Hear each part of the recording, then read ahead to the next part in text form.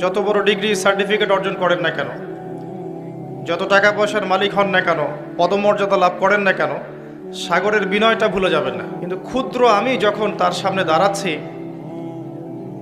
সমুদ্র বিনয়ের সাথে আমার পা ধুয়ে দিচ্ছে।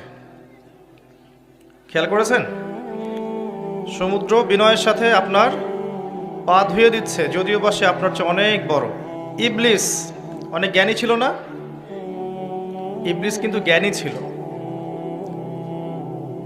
সে কি ফেরেশতা ছিল? না, সে কিন্তু ফেরেশতা ছিল না। কানা মিনাল জিন্নি, সে ছিল জিনদের একজন। সে ছিল জিনদের একজন। সে অনেক এলেম কালাম শিখেছিল এবং আল্লাহর অনেক ইবাদত করেছে। ইবাদত করতে করতে এমন একটা পর্যায়ে সে চলে গেছে যে যখন তাকে অনেক উচ্চ আসন দেয়া হয়েছিল, মর্যাদা দেয়া হয়েছিল, এই জ্ঞান ইবাদত ইবলিসকে চিরস্থায়ী জাহান্নামী হতে বাঁচাতে পারল না। কারণ কি? অহংকার। কারণটা কি? অহংকার।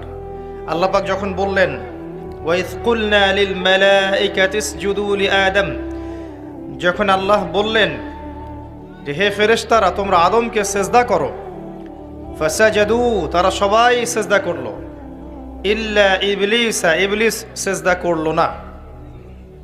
আল্লাহ পাক জিজ্ঞাসা করলেন কেন সেজদা করলে না?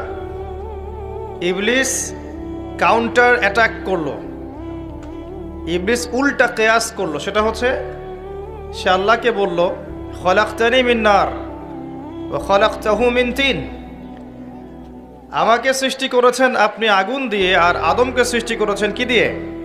মাটি দিয়ে। তাহলে আমি কেন আদমকে সেজদা করব? আগুন তো মাটির চেয়ে বেশি সুপিরিয়র। আই অ্যাম সুপিরিয়র দেন আদম, আমি আদমের চেয়ে বেশি সুপিরিয়র, আমি আদমের চেয়ে শ্রেষ্ঠ, আমি কেন তাকে সেজদা করব? আবা ওয়াস্তাকবারা, সে অবাধ্য হলো এবং অহংকার প্রদর্শন করলো। আল্লাহ পাক এই অপরাধের কারণে তাকে চিরস্থায়ী জাহান্নামী করলেন, লানত করলেন, অভিশপ্ত করলেন।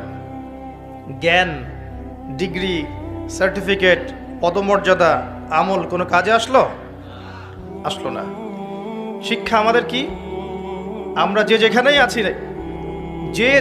আছি, যদি আমাদের অবস্থান ধর্মীয় ক্ষেত্রে হোক, সামাজিক ক্ষেত্রে হোক, পলিটিক্যাল ক্ষেত্রে হোক, যে যেখানেই আছি, আমাদের অবস্থান, আমাদের ডিগ্রি, সার্টিফিকেট, পদমর্যাদা, সম্পদ, জনবল, এগুলো যদি আমাদেরকে অহংকারী হতে শেখায়, তাহলে কোনো সন্দেহ নাই ওই অহংকারী ইবলিসের সাথে আমাদের হাসর হবে, তার সাথে আমাদেরকে জাহান্নামে থাকতে হবে। একটা হাদিসে এসেছে যার হৃদয়ের মধ্যে যাররা পরিমাণ অহংকার থাকবে সে জান্নাতে প্রবেশ করবে না।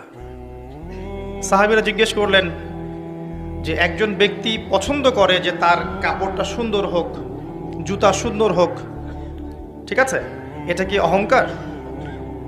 নবী করিম সাল্লাল্লাহু আলাইহি ওয়াসাল্লাম বললেন না, এটা অহংকার নয়, বরং অহংকার হচ্ছে বাতারুল হক ওয়া গামতুন নাস। অহংকার